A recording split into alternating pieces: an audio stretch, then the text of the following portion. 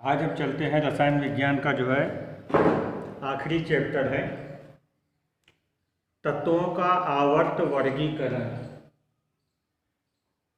Periodic classification of element. जैसे जैसे तत्वों की खोज होती गई, पहला तत्व जो मनुष्य ने पहली बार पृथक किया था जमीन से वो था तांबा। फिर धीरे धीरे जो है तांबा, लोहा, सोना, चांदी, सोडियम, इन तत्वों की खोज होती गई। और जब चीज़ें ज़्यादा हो जाती हैं उनको संभाल कर रखने, समझने, याद करने या ढूंढने में असुविधा होने लगती है। इससे बचने के लिए किया क्या जाता है, एक तरह की चीज़ों को एक जगह, दूसरे तरह की चीज़ों को दूसरी जगह रख दिया जाता है जिससे चीज़ें आसानी से मिल सकें। अब जैसे घर में ही आप अगर चाहते हैं कि हमको नमक कहाँ रखा हुआ है, तो नमक ढूंढने के लिए आप गैरेज में नहीं जाएंगे, नमक ढूंढने के लिए आप बाथरूम में नहीं जाएंगे, आप कहाँ जाएंगे, किचन में। साबुन चाहिए, आप बाथरूम जाएंगे। यानी कहने का मतलब यह है कि चीज़ें किस इस्तेमाल में हैं, किस तरह की हैं, यानी समान काम में आने वाली चीज़ों को एक जगह रख देते हैं। इसी को कहा जाता है वर्गीकरण, क्लासिफिकेशन।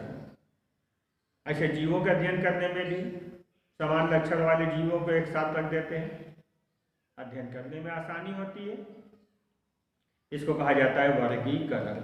ऐसे तत्वों को अध्ययन करने में आसानी हो, क्योंकि जितने तत्व आज तक ज्ञात हो चुके हैं इन सब के बारे में, अगर इसे आज 112 तत्वों के बारे में उसमें दिया जाता है, 109 तत्व जो है आपके खोजे जा चुके हैं, 92 तो प्राकृतिक रूप से खोजे गए हैं, बाकी कुछ कृत्रिम रूप से बनाए गए हैं। तो अगर इनके बारे में हम अध्ययन करना चाहें, अभी पीरियोडिक टेबल आपको दिखाएंगे तो वहाँ बताएंगे कुछ कृत्रिम बनाए गए हैं तत्व। तो अगर हम इतने तत्वों के बारे में अध्ययन करना चाहें तो याद करना संभव नहीं है। तो समान लक्षण वाले तत्वों को एक साथ एक समूह में रखने को वर्गीकरण कहा जाता है। तत्वों का वर्गीकरण से क्या मतलब है, समान लक्षण वाले तत्वों को एक साथ एक समूह में रखने को वर्गीकरण कहा जाता है। वर्गीकरण से फायदा क्या है, पहली बात, वर्गीकरण से यह हो जाता है कि तत्वों के अध्ययन करने में आसानी हो जाती है। किसी भी समूह के एक तत्व के बारे में हम अध्ययन कर लेंगे तो उस ग्रुप के जितने तत्व उनके बारे में सामान्य जानकारी मिल जाएगी। अब जैसे मिसाल तौर पर अगर डॉक्टरी लाइन में देखा जाए, किसी जो है सर्जन को एक आदमी के बॉडी के बारे में अध्ययन करा दिया जाता है तो हर आदमी के बॉडी के बारे में वो सामान्य जानकारी मिल जाता है। छोटा बड़ा अंग हो सकता है लेकिन ये कि सेम होता है। इससे क्या हुआ, अब हर आदमी चीज के देखेंगे नहीं। या स्तनधारी जो है, गाय, भैंस, बकरी, मनुष्य, इनमें काफी आपस में लक्षण मिलता है। तो सारे जीव का अध्ययन नहीं करना है, किसी भी समूह के एक जीव का अध्ययन कर लेंगे, बाकी के बारे में सामान्य ज्ञान मिल जाता है। ऐसे ही किसी भी पीरियोडिक टेबल आवर्त सारणी में एक तत्व का अध्ययन कर लें तो उस वर्ग के सभी तत्वों की सामान्य जानकारी मिल जाती है। जैसे फर्स्ट ए समूह है, उसमें सब धातुएं हैं, क्षार धातुएं हैं, संयोजकता एक है, सबके बारे में कॉमन जानकारी। कुछ स्पेशल जानकारी होती है वो नहीं मिलती है, सामान्य जानकारी मिल जाती है। तो वर्गीकरण से पहला फायदा यह है कि हमें तत्वों के अध्ययन करने में आसानी होती है। दूसरी बात यह है कि तत्वों के गुणों में होने वाले कर्मिक परिवर्तन का ज्ञान होता है कि कैसे आगे चलने पर तत्वों के गुणों में क्या परिवर्तन होता है। आगे चल के आपको बताएंगे कि मेंडलीफ ने वर्गीकरण में काफी योगदान किया है, इससे नए तत्वों की खोज भी आसानी से हो गई। वर्गीकरण से यह भी आसान हो जाता है, अगर किसी तत्व के कुछ लक्षण हम नहीं जानते हैं तो उस वर्ग का जो और तत्व उसके लक्षण से हम जान सकते हैं कि ये इसका भी विशेषता होगा। जैसे फर्स्ट वाले में सबकी संयोजकता एक है, अब यहाँ पे लिथियम बैठा हुआ है, सोडियम बैठा हुआ है, यहाँ कोई तत्व हमको नहीं मालूम, तो हम जानते हैं कि इसका क्लोराइड का सूत्र ये होता है, सोडियम क्लोराइड का सूत्र ये होता है। तो हम आप वन करके कह सकते हैं, मान लीजिए तब तो एम है तो इसके क्लोराइड का सूत्र ये होगा, यानी इनकी संयोजकता एक तो इसकी भी संयोजकता एक होगी। धातु है नीचे आने पर धातुता बढ़ती है तो ये धातु होगा, यानी गुणों का अध्ययन करने में हमको आसानी हो जाती है।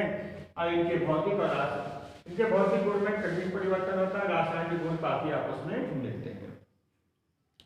तो वर्गीकरण में कुछ आपके जो कोर्स में रखा गया है कि किसने क्या क्या योगदान किया है। तो एक थे डबराइन ने जो है एक त्रिक सिद्धांत दिया था, डोबराइन भी कहा जाता है, डॉबराइन भी कहा जाता है।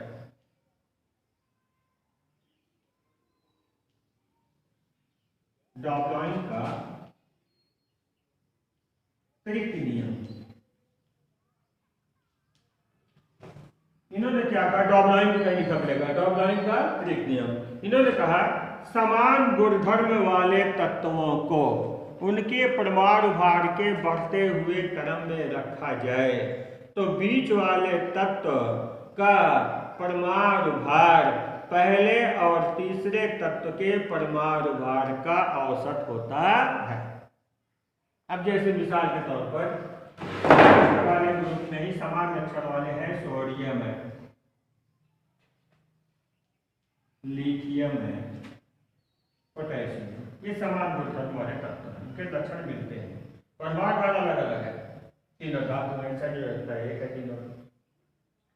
अब देखिए लिथियम का जो परमाणु भार है वो है 7, पोटेशियम का है 39। अब इसका परमाणु भार हमको ज्ञात करना। जिन्होंने त्रिक नियम में क्या कहा कि समान गुणधर्म वाले तत्वों को परमाणु भार के बढ़ते हुए क्रम में रखा जाए तो बीच वाले तत्व का परमाणु भार पहले और तीसरे तत्व के परमाणु भार का औसत होता है। तो इसमें हम निकालना चाहते हैं सोडियम का परमाणु भार, तो पहले और तीसरा यानी 7 और 39, दो गिनती हुई। औसत का मतलब क्या होता है, पदों का योग बटे पदों की संख्या। तो ये आपका हो गया कितना, 46/2 आ गया 23। यही है सोडियम का परमाणु भार। यह है डोबराइन का त्रिक नियम। समान गुणधर्म वाले तत्वों को परमाणु भार के बढ़ते हुए क्रम में रखा जाए तो बीच वाले तत्व का परमाणु भार पहले और तीसरे तत्व के परमाणु भार के औसत के बराबर होता है। दूसरा आते हैं न्यूलैंड का अष्टक नियम।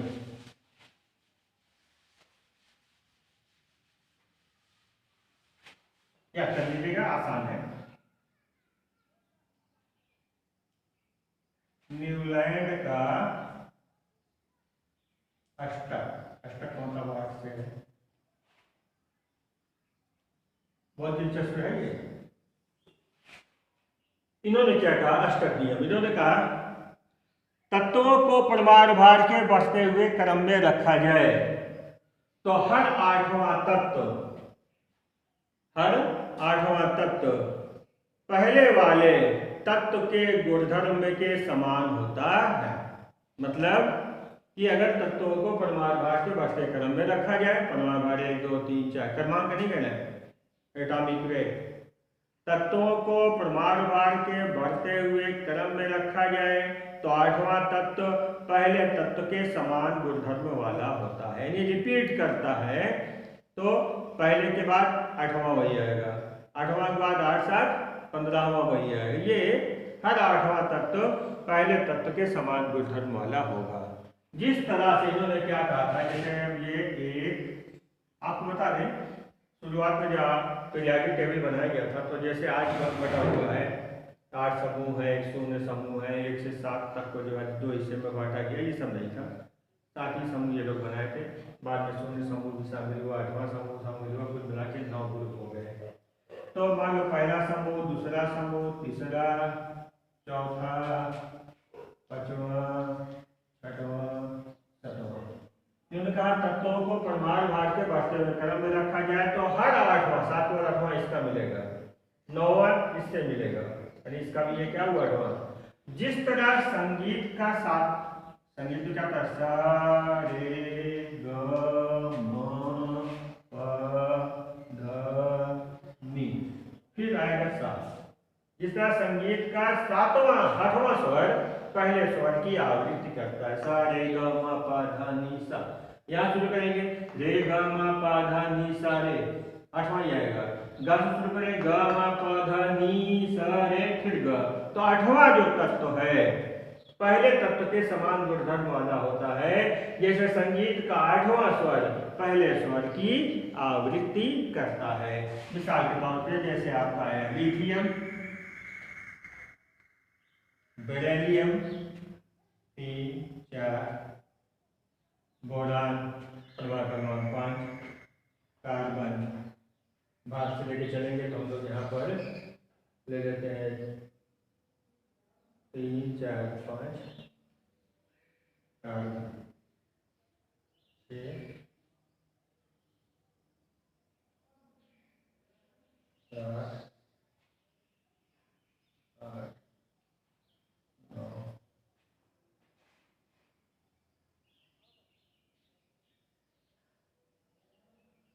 अब देखा जाए जैसे ये है lithium, beryllium, boron, carbon, nitrogen, oxygen, chlorine और फिर आ गया क्या आपका सोडियम। अब यहाँ देखा जाए तो सोडियम जो आठवां तत्व है लिथियम से मिलेगा, ऐसे मैग्नीशियम बेरिलियम से मिलेगा, एल्यूमिनियम। तो हर आठवां तत्व पहले तत्व के समान गुणधर्म वाला होता है। यह न्यूलैंड का अष्टक नियम।